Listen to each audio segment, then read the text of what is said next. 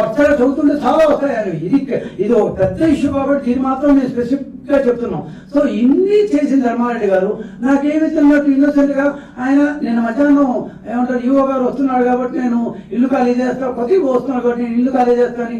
ఆయన ఇల్లు ఖాళీ చేసి ఆయన రిటైర్ అయిపోవడానికి సిద్ధంగా ఉన్నాడు. అంటే ఒక ఆయన రిజైన్ చేసి నాకేమి సంబంధం లేదంటాడు, ఇంకొక ఆయన రిటైర్ అయ్యి నాకేం సంబంధం లేదంటాడు. కానీ ఇద్దరు కలిసేసి దాదాపు 1772 కోట్ల రూపాయలు కాంట్రాక్ట్ ఇచ్చేశారు, కమిషన్ బుక్ చేశారు.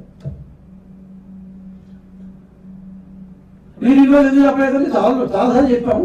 కానీ ఖచ్చితంగా ఈ పేపర్ సార్ మీ దగ్గర సాక్ష్యం ఉందంటే ధర్మారెడ్డి వచ్చిన తర్వాత దేవతాను ఆర్టీఐ కింద కాదంట, ప్రైమ్ మినిస్టర్ ఆఫీస్ కూడా ఆర్టీఐ కిందకు వస్తుంది, ప్రైమ్ మినిస్టర్ ఆఫీస్ కూడా ఆర్టీఐ కిందకు వస్తుంది. కానీ దేవస్థానం మాత్రం ఆర్టీఐ కింద కాదంట. అందుకని ఏ సమాచారం మేము ఇవ్వం పో అన్నారు.